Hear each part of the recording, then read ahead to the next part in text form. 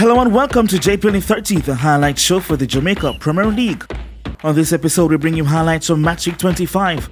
On the opening day, 12th place Very United met 13th place Parkland FC at the Ashenine Stadium. Parkland, unable to manage the top flight league intensity, are demoted within just one season after they were promoted. Very had an unfavourable campaign, however their biggest win this season is that they survived relegation. Let us see how both teams battled each other. Very United head coach Linville Dixon goes with Romeo Daniels in goal after his debut last week, and Jason Dyer, looking for his third goal this season, is also in the starting lineup. Having Kerr back on the bench after starting last week for Parkland, but Enrique Gordon, their main man, is there to keep things together. Here are the highlights, Donald Oliver and Lee J. Williams were the commentary duo that took us through this game. Not a lot to write home about in terms of the action, but Very United did have the majority of the possession and they did have the majority of the chances as well. Ferguson whipping that one in. There were two players inside the box, didn't really commit to get on to the end of that one from Ferguson. And then Parkland, they were just sloppy at the back. An opportunity here that wasn't taken. That looked up in Dyer with the effort. Yeah, Parkland made a mess of a lot of things there, and Cohen, that was the first big chance that he got. The youngster Dustin Cohen dragged that one wide of the mark. But then he would get another bite of the cherry, and he finished well. Wonderful stuff. First touch was really good, and with a difficult bouncing ball on this surface, managed to get control and directed it well past the advancing keeper.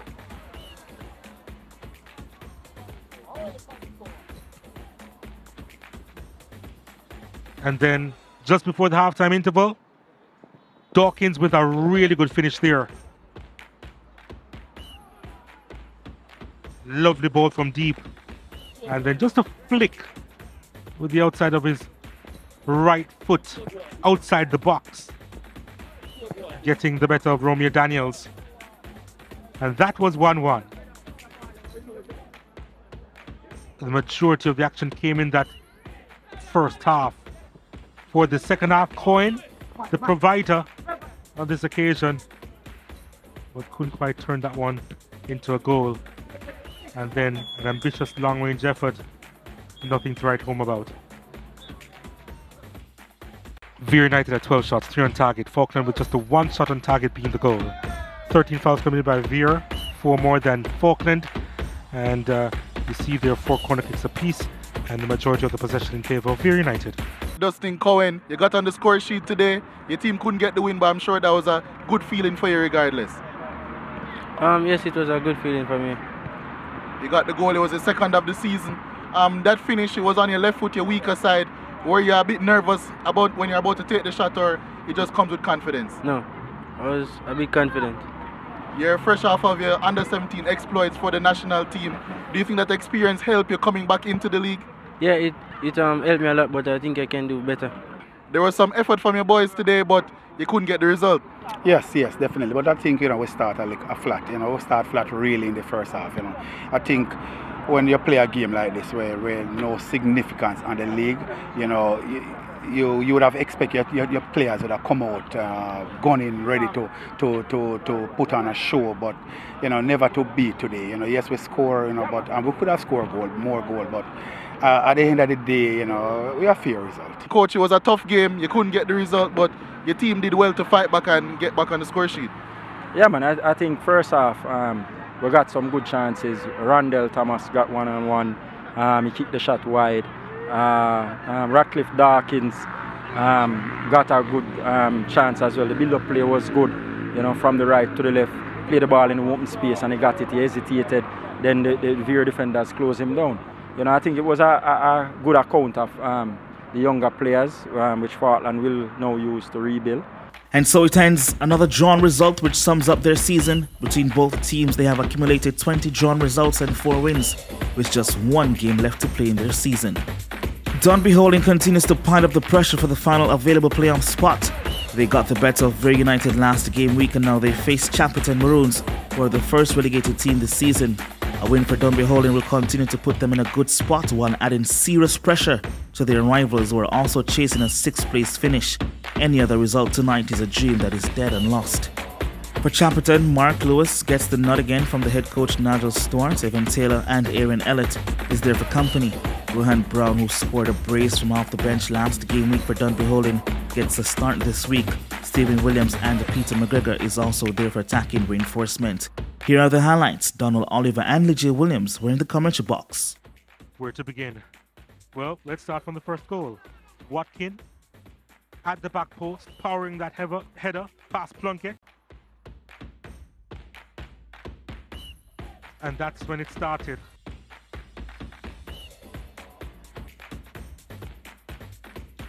Dunby Holding were dominant in this game, but they're actually level.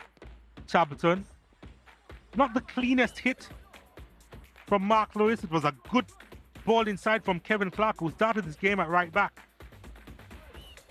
showing the attacking intent from the Champerton Maroons. But that was the last time that they would see parity.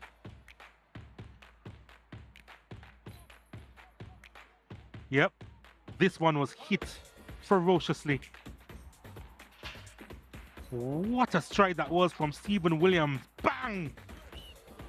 Flew past the goalkeeper. And he's going to remember that strike for a while. We know that he had the power. The power and the placement, yes. He loved that. He really did. But in the second half, they went up another level. And Brown, well, we've seen him do this before. Rewarded with a place in the starting lineup after getting 2 goals from off the bench last week. He found the score sheet here. Surprising? No. What was a little bit surprising was the capitulation. And coming off the bench with his first and second touch, Carlington Blackwood. Delightful. Yeah, he's gonna want to look at that one over and over again. Yeah, the first touch past Evan Taylor, and then the flick over the keeper.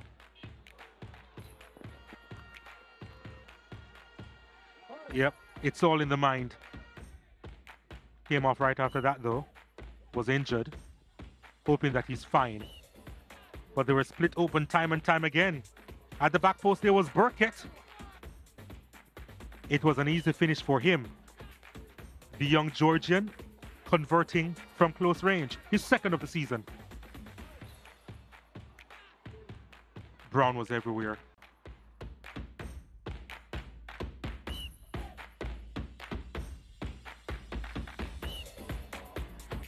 And then this.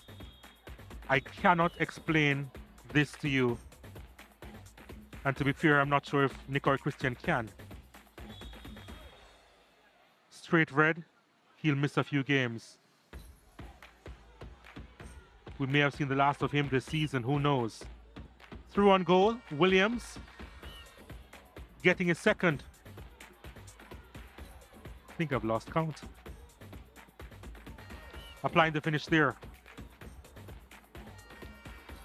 And that was goal number 6.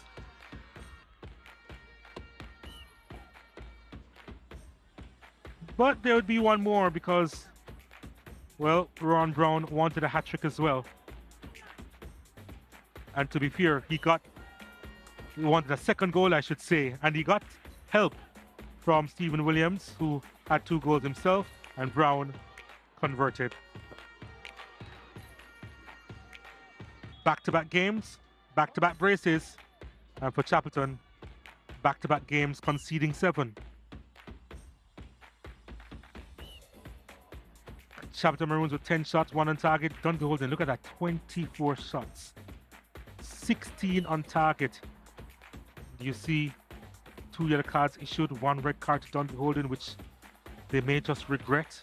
7 corner kicks in their favor, 4 more than the Champerton Maroons, and they have the majority of the possession as well at 63%.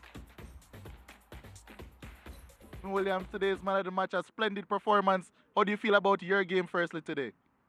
Well, it's a great game for me. You know, it's coming from the training ground. We know what is at stake, so I come out here and do what the coach asked me to do.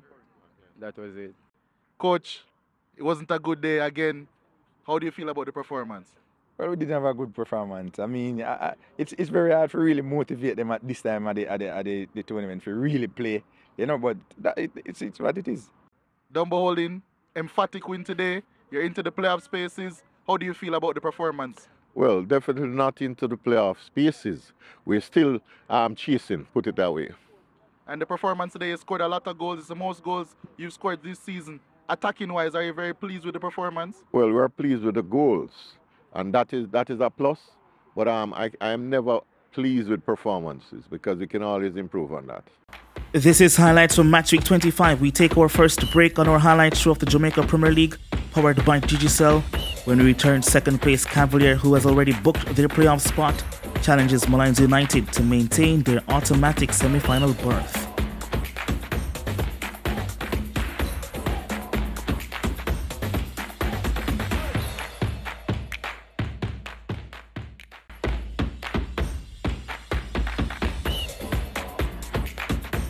Welcome back to the Jamaica Premier League highlight show powered by Digicel. In the opener of Monday's doubleheader, Cavalier had an engagement with Maligns United. A win keeps the Young Guns in second place, which guarantees an automatic semi-final entry if they're able to maintain their victory in their final game of the regular season. But first, Maligns United stands in their way. How do they respond? Let us find out with these highlights. Cavalier opted for a 3-4-3 formation, including 2 new players in the back line. No Atkinson up front, but Colin Anderson, who has 16 goals this season, is present. Maligns United features Jason Wright and Nicholas Nelson, who are having a fine season. 19 goals between them.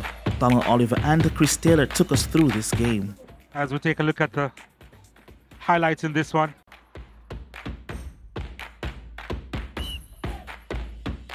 As Irving trying to send that one inside. Anderson looking to get a touch there. And nothing doing there in the end. Webster really working hard, so too Anderson. And Anderson supplying Webster. And the save made by Peter Harrison with his feet. Jason Wright to the byline. Sending it across. Couldn't get a touch from Nelson, who was waiting. Oh, Anderson again. And McCleary with that delightful ball inside to Brian Elshot. And the young man from Suriname converted from just outside the 6-yard box. His first of the season, Brian Elshot. Another ball over the top. Reed providing Anderson. Anderson getting his 17th goal of the season.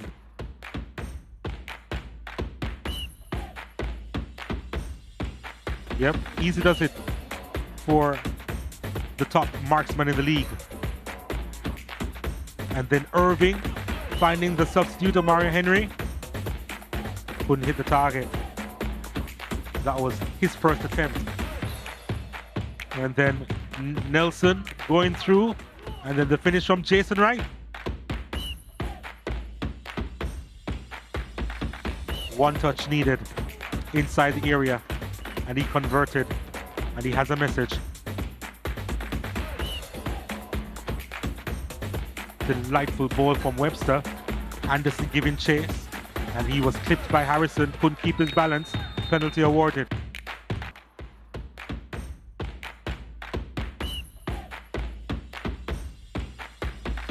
And here, Reed in more familiar territory from 12 yards, converting well.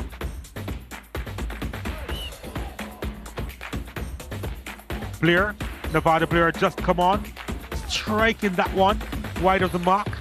Desperate dive there by Parkland. And then another opportunity for Cavalier from the penalty spot after this challenge inside the area. And Reed again. Deja vu. Same corner. Second goal. And then that was eventually awarded a penalty. The initial challenge outside the box, and then, well, there was some more infringement inside the area, but conversion. Jason Wright getting his second of the game, 14th of the season. And Cavalier with the big results. Adrian, how surprised were you with this afternoon when your coach told you that you're going to play right centre back? Well, we haven't seen you there often at all in your young career. Well, we've been working on it in the training ground, and I was given a chance with the departure of two of our stars, so I just took the chance. And how much did you enjoy playing in that position? Well, if I get the chance, I will take it, and it certainly doesn't bother me. Michael, we spoke about the inconsistencies in the back line for Maligns, and it cost you again here today. Yeah, most definitely, you know. We make too many mistakes at the back, you know. We need to improve in that area. And we spoke about, I mean, it was 4-2 in the end, but it could easily have been a lot more because so many chances. And the communication and even the recovery of, say, the flank defenders, an issue as well. Yeah, lack of communication, you know. That's a big issue from the beginning of the season until now. As I say, we have to improve in that area. So next season, we have to do what we have to do. Rudolph, back to the top of the Premier League for Cavalier. Well, it ended 4-2, but Mike could have been 10. Oh, definitely. We did look at the team, and we realized that we could counter them the whole day. And when the counter-attack wasn't there, we created some artificial counters. So that was the story of the match. We were saying on commentary that even though Cavalier were scoring goals, I can imagine you being quite disappointed in terms of the finishing, which to me was not to the regular level of Cavalier. Oh, definitely. And we're not getting the shots on target. But Atkinson is a big miss, as I say. We just have one more day to get it right before we go to the playoffs. So it's something that we just have to work towards. Cavalier getting the business done. Hard-fought battle from Maligns United. We take our final break and return with the Junglists Arnett Gardens hosting the Stars of the East Harbourview in the jungle.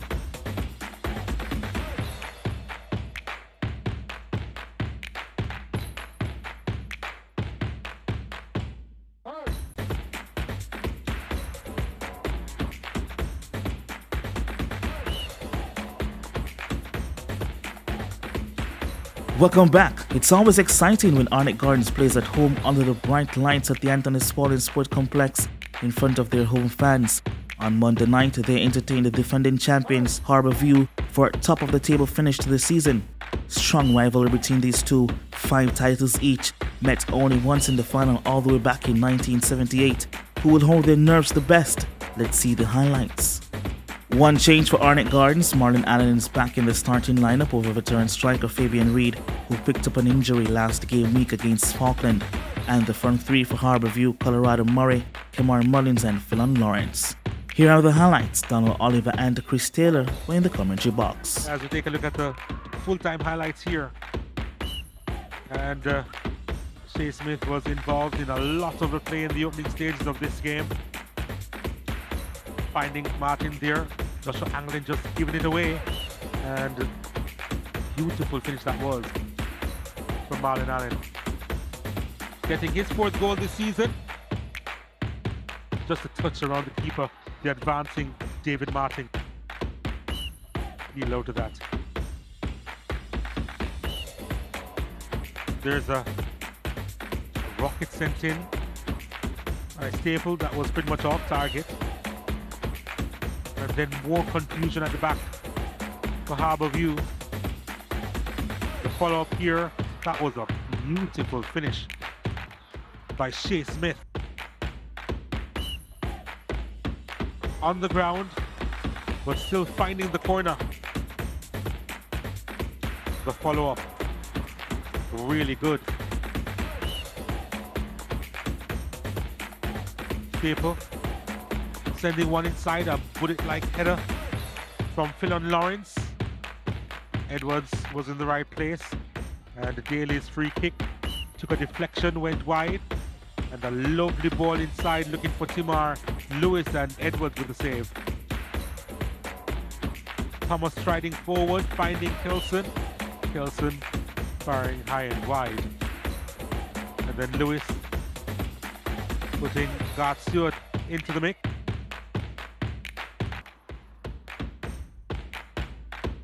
And then the ball played around And that was a clinical finish from Romeo Guthrie, you know. His first this season.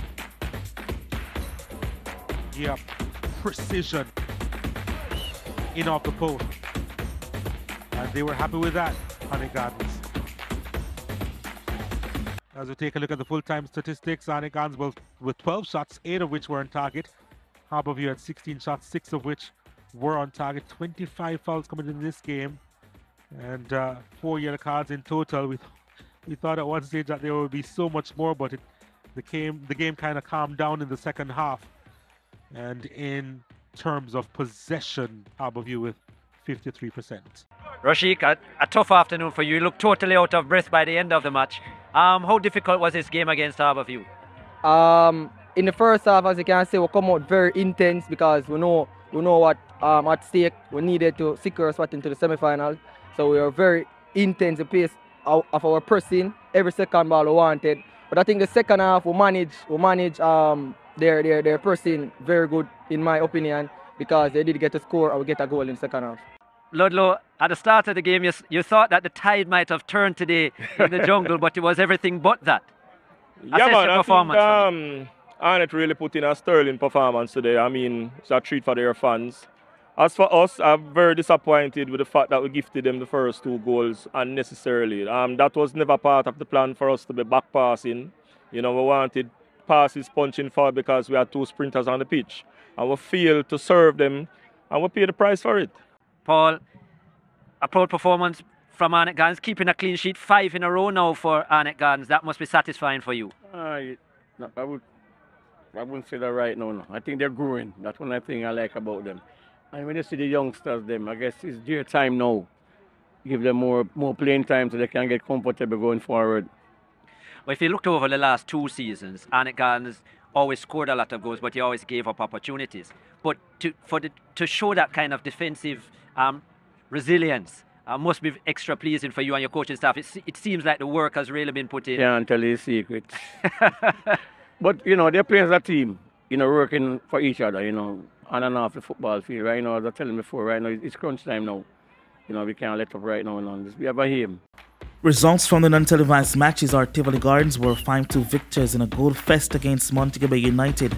Humberline held Mount Pleasant to a 1-1 draw, and Portmore United also played a 1-1 draw with Waterhouse. Arnett Gardens will finish atop of the league with 1 game left to play in the regular season. Cavalier sits in 2nd, Mount Pleasant close behind in 3rd. Harborview, Humberline and Dunby Holding rounds out the top 6 respectively. This has been JPL in 30 on your home of champions, SportsMax. Tune in next week for Matchweek 26 highlights of the Jamaica Premier League, powered by Digicel.